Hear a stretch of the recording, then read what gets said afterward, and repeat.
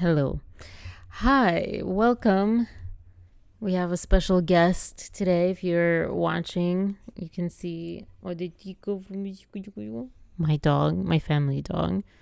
She will probably be upset in about an hour because she wants to go on a walk probably, or definitely just not here. The difficult part with Sorry, let me pull up my iPad.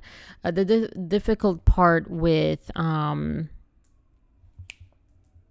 apartment living, I guess, besides I don't know if you can hear. Why is this not unlocking?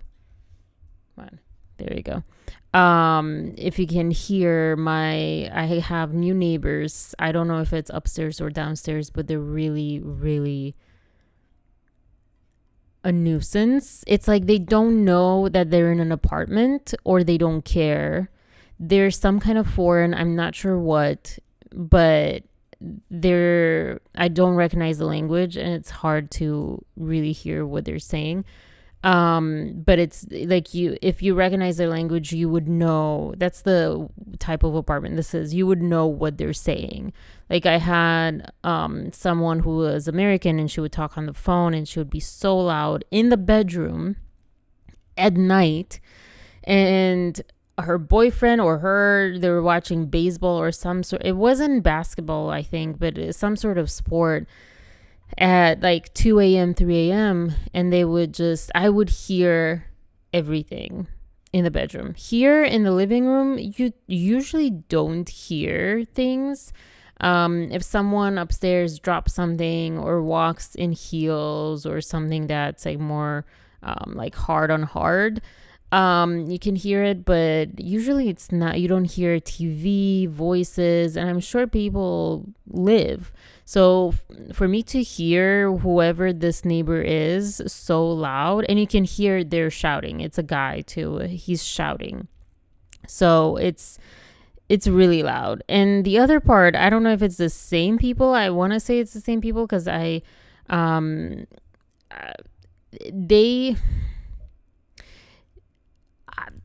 a lot of weird smells. There's some cooking smells which are not weird. Actually, they're very close to what Romanians would eat, cook or whatever. That kind. It's not like a different. It smells like what I would call cooked food. It's not with like crazy spices or anything like that. And crazy to me as a Romanian, not to someone who is used to those spices. The thing though that was really actually detrimental was they had some sort of probably like incense or something to cover up cooking smells, or a candle or something. I don't know. But it didn't smell like a candle. It smelled like incense because it smelled like burned, and it was starting to affect my breathing, and my throat felt funny, and my nose was like, or my eyes were like watery. So at that point I put like a letter. I didn't know where it was coming from, but I wrote a couple of letters to the surrounding apartments. I'm like, hey, this is not the apartment to do that in. Like, make sure that you turn on the fan in the kitchen, even though they don't take care to actually put a good motor in there so it can absorb things. Make sure you open windows. You have an air purifier, but you're living with people, and some people, I don't really have asthma at all or full blown, but what if I did? If I would have asthma, like, you would potentially send me to the hospital. So you don't want to do that. Like, just be mindful that you're living in an apartment. Sorry, got that out of the way. Today, we're going to talk about 90 Day Fiance mainly, and some other things that I watch. I am in a cozy-ish sort of situation. My left eye is running in the other direction because I'm tired. Last night, I slept well, and I also slept awfully. The awfully part was because I ate some snacks right before bed. I shouldn't have done that. I know better than to eat right before bed, but I was thinking, oh, just a little bit. I'll just snack a little bit, and I over snacked. I snacked on the sesame sticks, and I was actually looking to make my own gluten-free ones because um, I do get bloated with wheat. I do. So, like, really, like, my stomach goes 2 times, maybe 3 times, sometimes even 3 times the size. Um, right now, I'm also having a little bit of fat, so it doesn't go out as much as it used to relatively, but yeah. And I didn't know that for years. I think the bloating I only learned about 3 years ago. I honestly did not know. No one taught me or told me. Everyone uses the word bloating, bloating, bloating on commercials, doctors, etc. How am I supposed to know what bloating is if no one has like visually taught me what it is? Like I thought for a long time, I thought that I was just gaining weight because it was pretty ongoing. I didn't know about the wheat situation for a long time, and milk as well does that sometimes too. Sorry, we are getting to. Just hold on a second. We're getting to the topics. This is like just a long introduction period segment. So yeah, I didn't know. I should actually have. Now that I'm speaking about this, there are a couple of things that I just never knew they were not normal or normal, but I just didn't know what they actually were for my entire life. And you might be surprised. Bloating probably surprised you most, but I really want to make a show with that actually, because for other people like me who just were never taught by their family, I mean, how would you even know? I don't know. How did you learn about bloating, what it actually is in your body? I think I always thought that bloating was just like cramps, but I don't get cramps when my stomach just inflates. Sometimes people use bloating from salt as well, like with like your puffiness in general. So, anyways, all right, let's get to the show. I'm actually, I have an idea for a future show. So I'll start with what do I watch? And then I'll get into the segment after that being concentrating on 90 Day Fiance, The Single Life. But what do I watch is something that I'm excited. I'm getting ahead of myself. You need to hear what I'm actually excited about before I can actually show my excitement, I feel like. But I can't help it. Oh, hold on. So because I have these in front of me, these are not sponsored. I like them. They're not the best. They're not the worst. Aldi, it's just nice. And it's 4 times as cheap as the French version that you see imported. It's probably, it's actually not that much different, I think, like quality wise, but yeah, anyways, they're good. But snacks, to finish that off, what I had for snacks yesterday were the Parmesan chips, also from Aldi. They're just Parmesan baked into a chip, round. Then I had the sesame sticks, and then I thought, okay, perfect. I won't have any sweets, but sweets make more sense to go to bed with. So let me top it off with something sweet. So I had this, and I also have this like chocolate. What do you call those? Like the eclectic choice boxes of chocolate pieces. It's actually not good. I'm not even going to show it. Also from Aldi. It's chocolate season with Valentine's Day coming up, and I was thinking like, oh, I should wait for Valentine's Day, for my baby to like give me chocolate. And I'm like, no, I feel like having chocolate now. I usually, and especially these, because I can eat just one, being that they're like different, or I can eat two and that's it, because the variety is like the spiciness that makes me not just want to eat the whole chocolate piece. It's like, oh, okay, I'm gonna save these flavors for tomorrow, or I like this flavor, I'm gonna save one for later. Usually there's like at least two in a box that are the same. And yeah, I think that's all I had yesterday. And it wasn't that much quantity, but it affected, because especially with the Parmesan chips, those I'm sure they didn't really digest right away because they have the protein and fat. And so, yeah, I did a really, really stupid thing last night. Knew better. That's why it's stupid. And I went to bed and I really wanted to lie on my right side. And as soon as I did, I had got like acid reflux, like crawling up. I'm like, nope. So I had to lie on my left side. Either way, it was indigestion central throughout the night. So, but physically I got, or I mean, that's also physically, but technically I got, I don't know, 9 hours or something. I got good sleep. I got good sleep in that sense, as far as time and emotional quality of sleep. So, oh, I should like stop the air as well. There's the bird. She's destroying my art, like blocks, the writing or drawing, no, writing, the drawing, what do you call those? Watercolor blocks of paper, that you buy. She loves chewing that. Obviously, it's probably, actually, now that I think about it, not that the best, not the healthiest, because they are probably treated with something.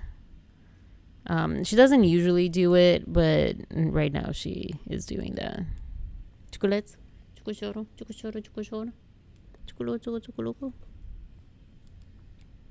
She's going to destroy my mic thing now, though, because I put that. She's looking at me like, what's with this? Why are you putting this on the paper? I was just chewing. I need to chew because I'm a chewer. Here we go. Say hello. Hello. Okay. And now we can start. So, I'm excited because I just got the best, most brilliant idea. Last night, we were talking about TV shows, movies, and I don't know, Peaky Blinders came up. I think we were talking about how I am not into dark, ugly, grungy, dirty, real life slum sort of stuff in movies and TV shows. I think we were talking about that regarding like award shows, and I don't even know how we got onto this topic, but Peaky Blinders came up. It is not I think the word quintessential might come in here. It's not the one that I think of when I think of those terms. The one that I think of, and actually I should search for it now. Let's see. This is why I need to actually edit these for, you don't need to see me search, and also the and all that stuff. But I think there was this movie, I call it Blue Valentine. Okay, it was in this movie. I don't know why, for some reason, I combined Blue Valentine with the other one where he, what's his name? Ryan Gosling. I think I called him Brian last night. Probably not. But I keep wanting to call him Brian. Just the B with Gosling being his last name. Just Ryan seems like it's a shortcut. but yeah, so there's the movie that he and Eva Mendes met on, that for some reason I call Blue Valentine, but that's another movie. It's not Place Beyond the Pines either. Gosh, what is it? Maybe I don't know. Please, this is a great opportunity. This is not even, right bait. This is truly like, please help me out with this. I see her, they're both, I think, on the curbside. The poster is kind of blue or blue tint to the environment, and then he's there too, and it's with them too. Is it one or the other? Am I thinking of the right movies? Something is off, but either way, maybe it is Beyond the Pines or whatever. Darn it. Yeah, no, it is this one, but just the one that came up. This is not this is not what I was thinking when I was thinking, like, no. So that's what I think of when I think of, movies depicting real life and just how tough real life is and how awful it is and blah, blah, blah. Versus aspirational, beautiful, light, color, clean, music. Not necessarily music, but like those aspirational love and happy endings and triumph. Not necessarily, but kind of.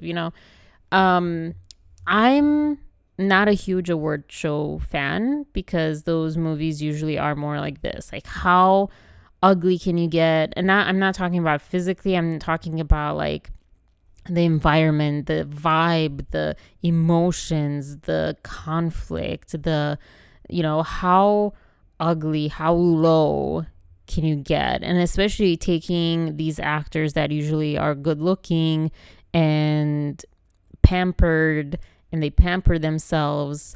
And then, it's like, oh, it's a good movie and they did a great job if you can't recognize them, right? There was one movie, Monster, I think, where Charlize Theron either gained the pounds or like had prosthetics, and it's like, oh, you can't even recognize her. It means like she was great in it and got, she really embodied the character. And the same thing with all of these. It's to me, I guess they're vanity projects. I didn't use this term last night, and I don't usually, but I think that's exactly what I mean.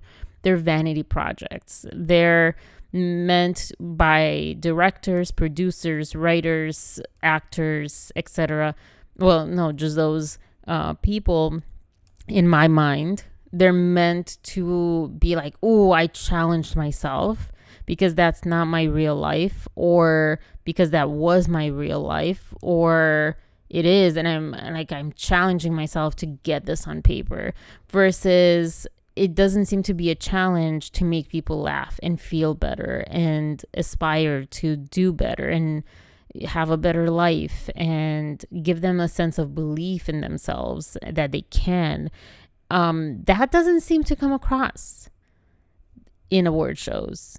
That doesn't seem to win awards. So, yeah. Unless you have something like La La Land, which was literally nauseating crap. I don't even want to talk about that one.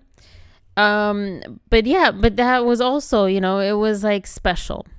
It was a special child of Hollywood. It was trying like, ooh, I'm going to like be pretty and all this stuff, but I have like substance.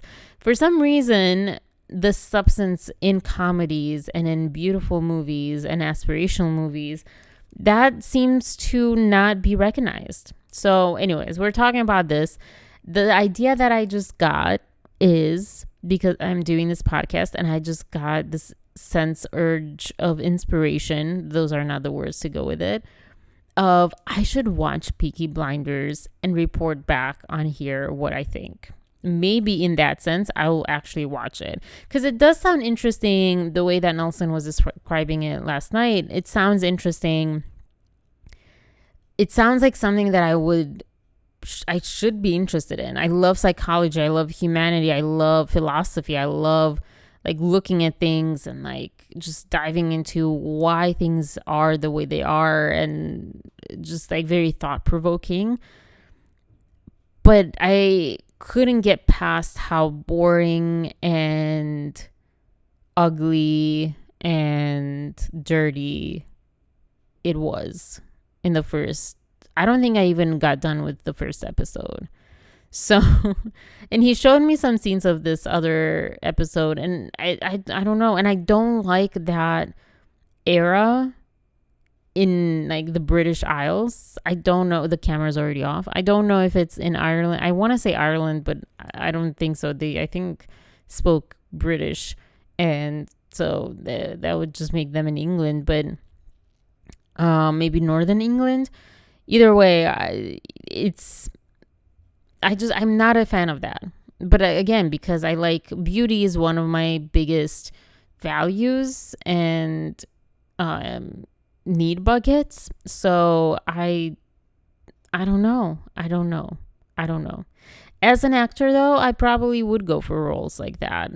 But again, that's more of the challenge, like personal challenge. But that's not what I would want people to necessarily see, especially all the time.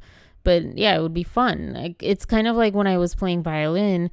I loved playing the violin, and you could give me anything I would love to play it because it was about playing the instrument. It wasn't about the song itself. But listening to classical music, you can't really get me to do that. Maybe a little bit, but yeah. So we'll see if that's something that I'll do.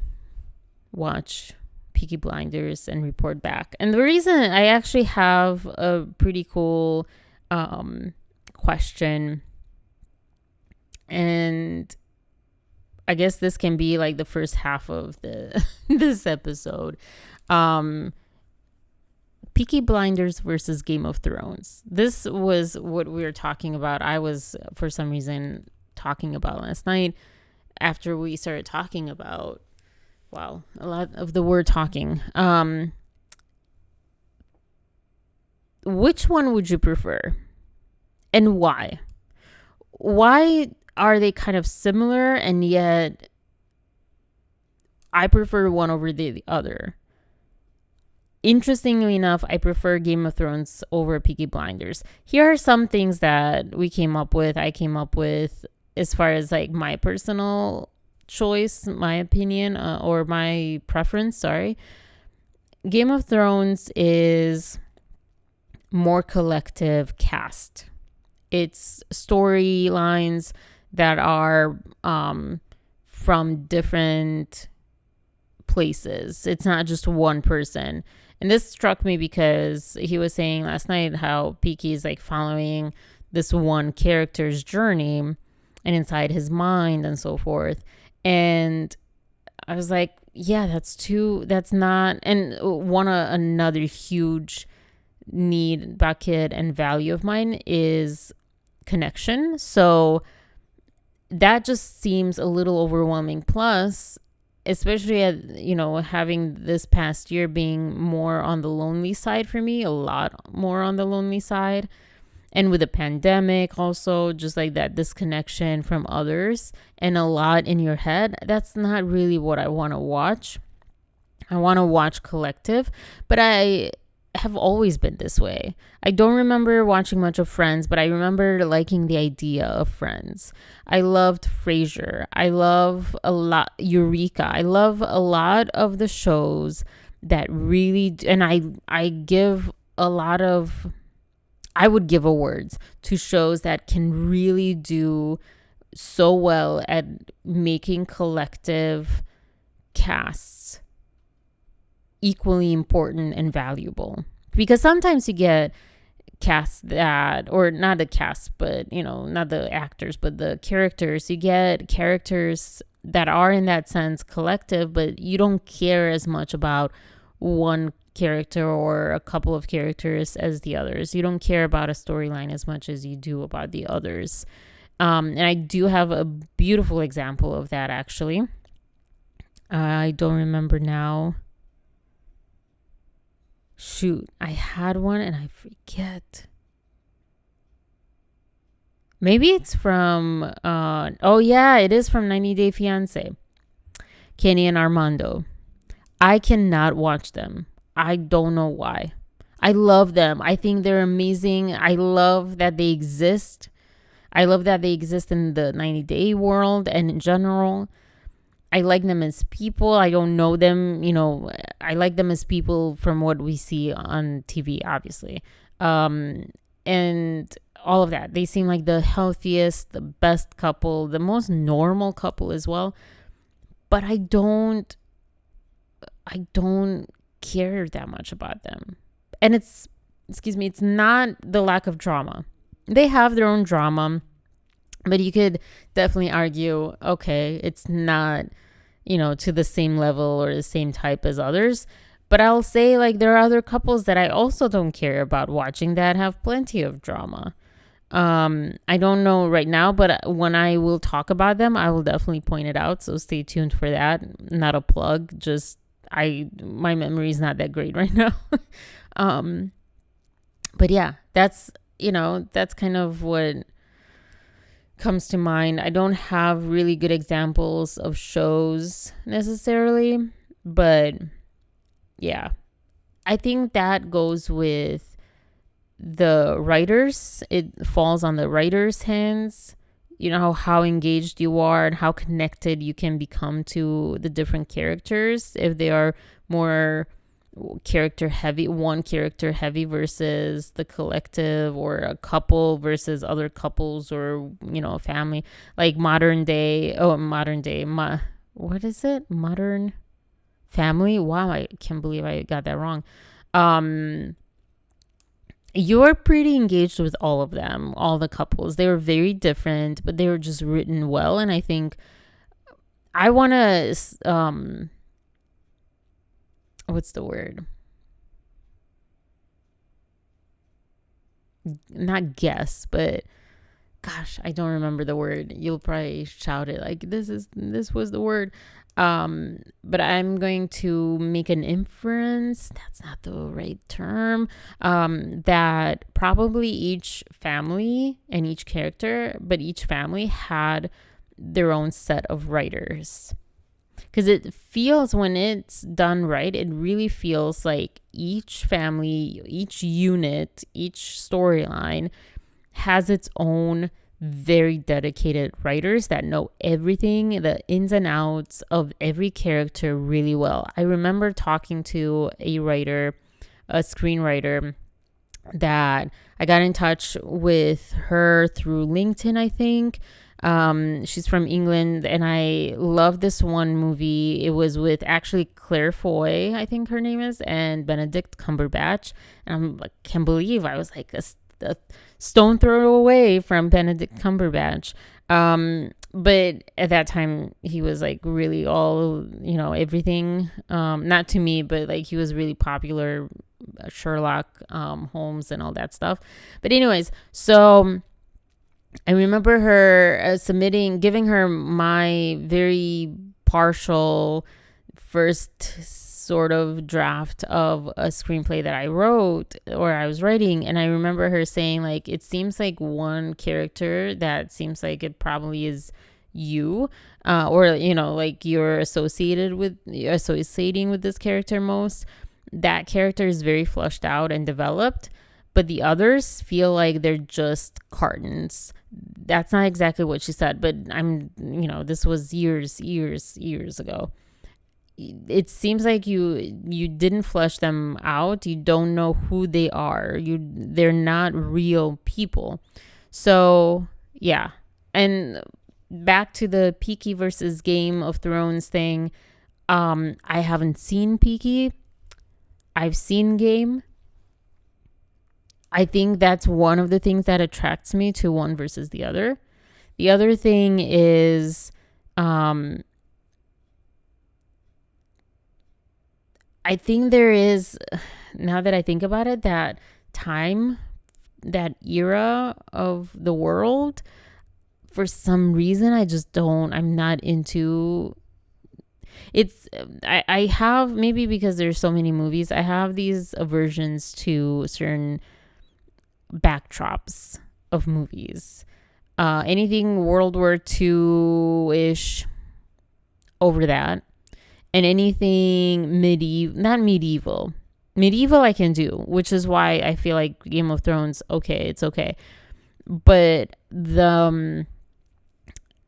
like the 1900 to really 1990. So like that whole almost century, I don't like in England. I just think of mud and dirt, um, and just ugly, just nothing. I don't like it. I don't like it. I don't even know what it is about it. Um, there are a couple of other ideas that made me think of why I prefer one or over the other. The urgency that I had with Game of Thrones, because the season was ending, and I was like, "Ooh, let me catch up really fast." And I was watching episode like back to back, probably, I don't know, 10 episodes a day or something, because it was like in 2 weeks I had to do this or something. It was crazy. I was watching it at work. I mean, at that job especially, I didn't really have much. I didn't need my brain that much in that moment. When I did, like I could come in and out, especially when you're watching a show that much nonstop. You don't need to pay attention as much as you would if it's like the one episode. It's because you're not as engaged in it as you would be if you are really watching it. But yeah, in that period of time, I could do that for many reasons. So there's that. And I think, yeah, it was like more outwardly. I don't know, but let me know if you're listening to this and so forth. Let me know, what do you think? Which one do you prefer out of the two? Can't bring another one in into the mix. Out of these two, which one would you prefer and why? And why do you think they're different? Why do you think someone would prefer one over the other? I mean, I would love to actually have a conversation with someone. I don't know who I would have this conversation with, on air. Like I would love to hear this opinion. I'm going to take a little quick intermission, and I will be back with the camera and with the main attraction, the main segment, which is 90 Day Fiance. I'll see you soon.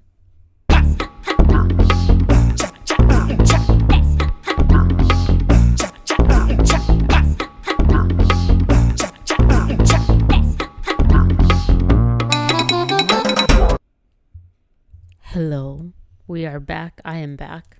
I'm not a huge fan of my look today. I'm not a huge fan of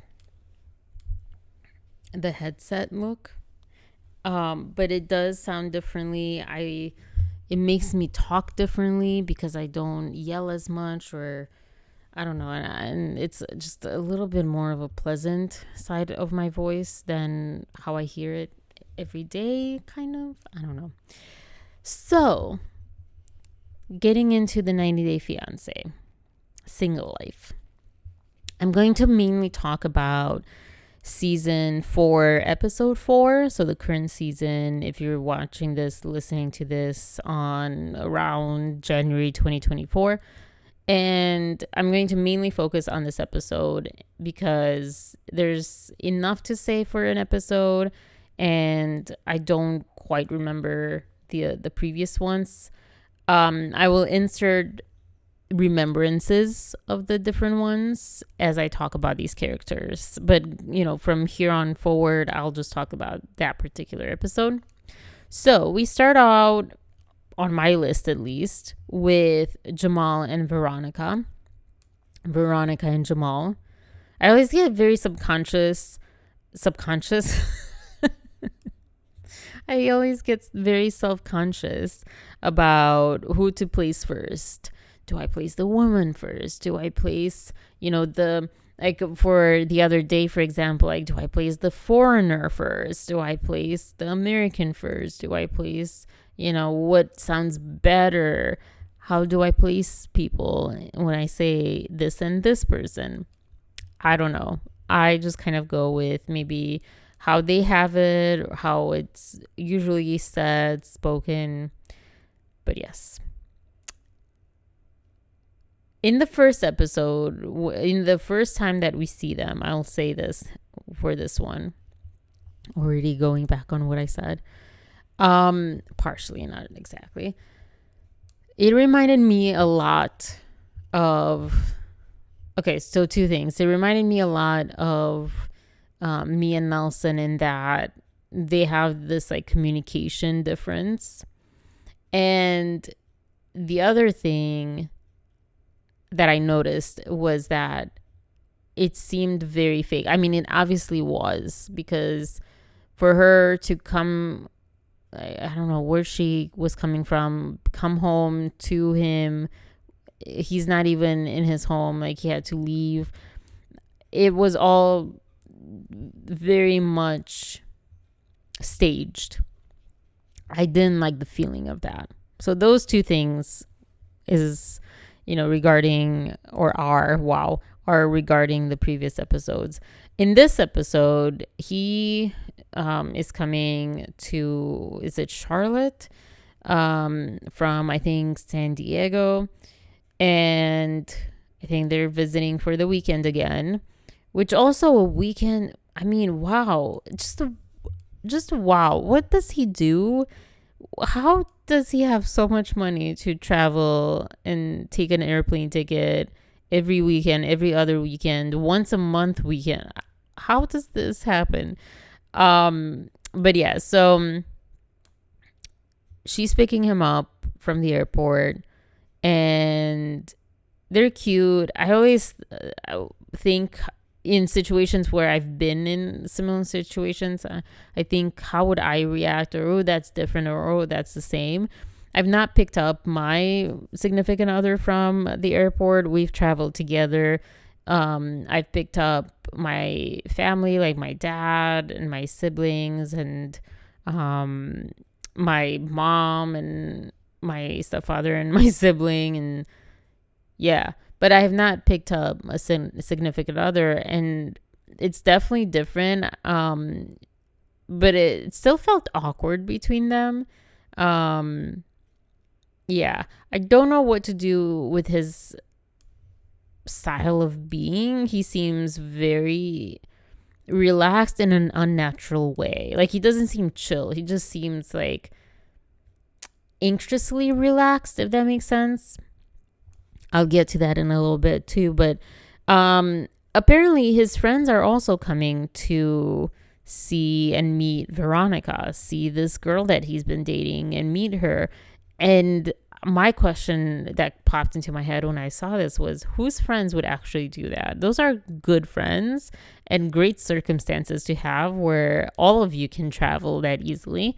But yeah, maybe she paid for them. I don't know, because she said that she's doing pretty good financially. But yeah, I'm not that she has to, not that they are unable to, but either way, all of them are very, very privileged.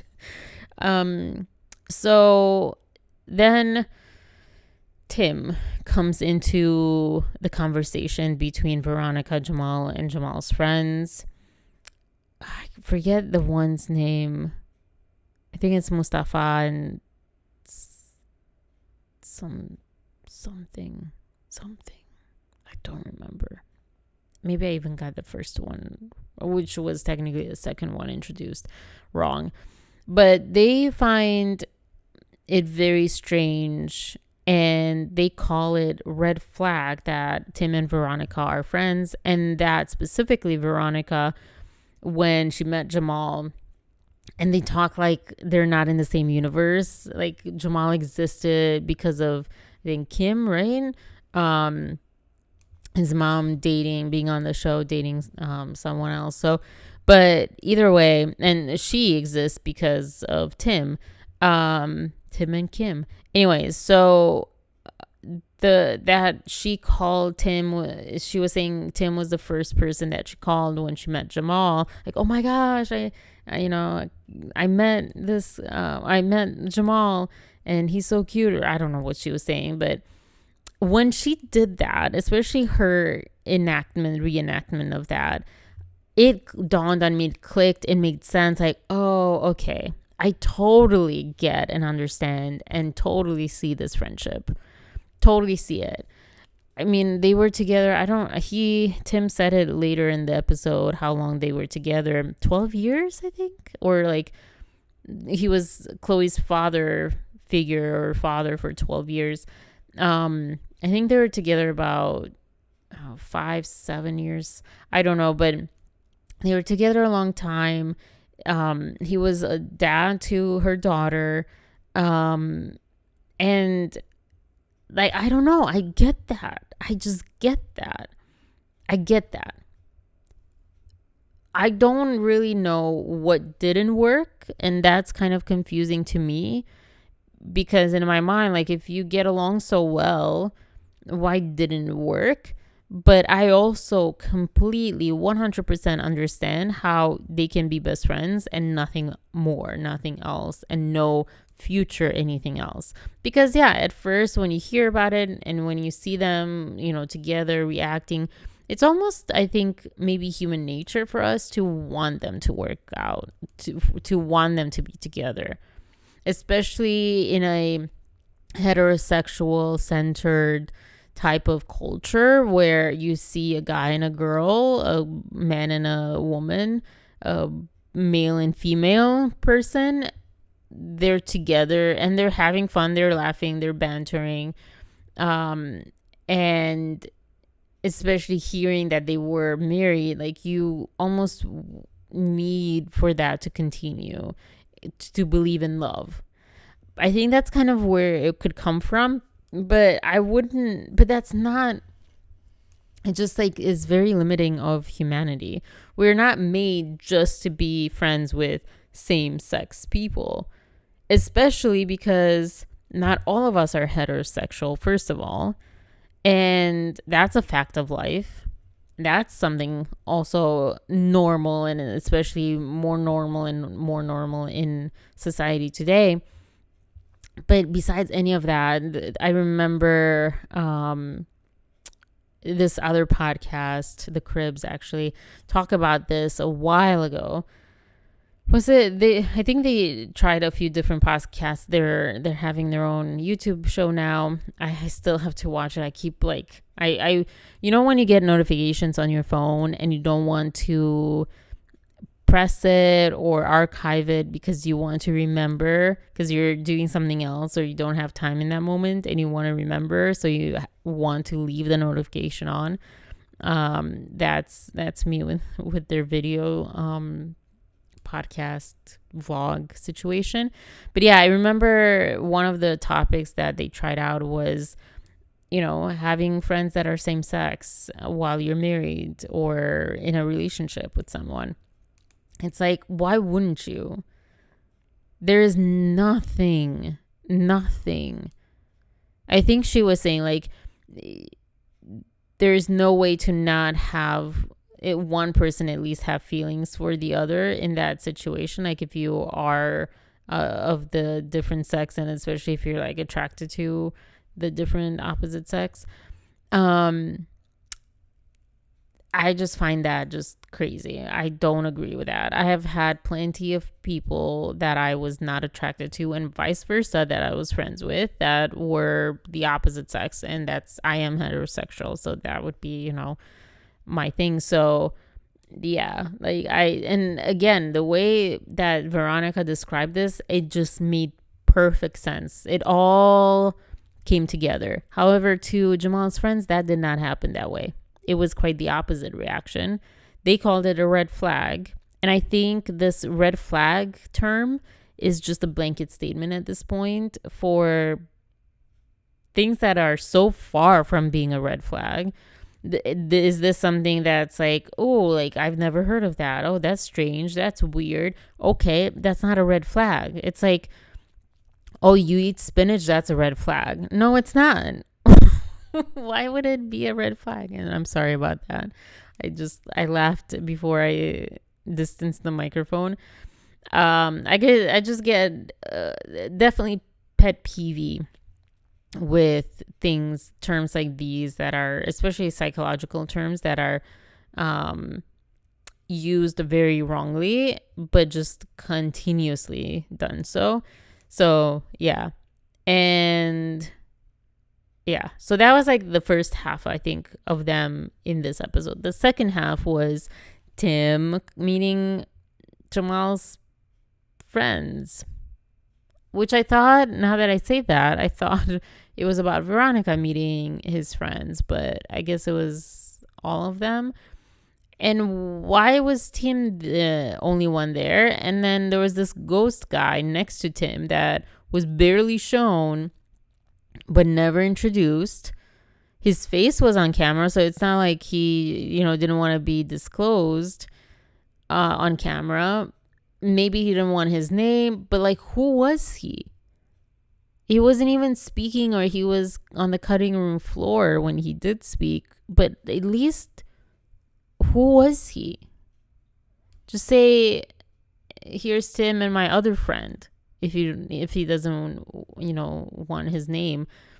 That really bothered me. It really took me out of the scene. I couldn't even concentrate on the fight between Jamal and Tim and the friends, sort of, but really Jamal and Tim. The fight, the argument, I think it was definitely provoked by Jamal.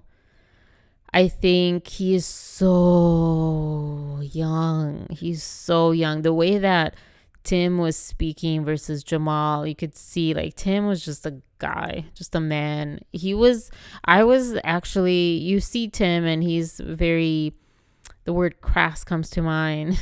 He's more jokey or cynical, but when it turned on for him, it turned on. And that was when Jamal started talking about what kind of father he is. And you really don't do that. Who are you, Jamal? I say that sounded so weird and so bad, but like, who are you to do that? This guy raised Chloe for 12 years, I think he said. Regardless. And they're also best friends. Like, why are you attacking his fatherhood? It just, it goes into talk about, the norm of calling things red flag. That's a red flag on Jamal for attacking him for how he was or wasn't a father. I mean, I hate to break it to you, Kim probably wasn't the best mother either to you. Like, would you want Veronica or Tim or whoever to say that to you? No. I thought that was very provoking and low blow. I get it. I don't think he did it with that specific intention. I don't think he was just like, trying to cause issues. I think he was trying to cause issues because of how he was feeling about the situation and about Tim. And I think that's different. So I get it. But really, that wasn't good. That wasn't nice. That wasn't... it's more on Jamal than on Tim, that fight. And it might be spun the other way by his friends and by him, by Jamal. And hopefully not by Veronica, but maybe by the production.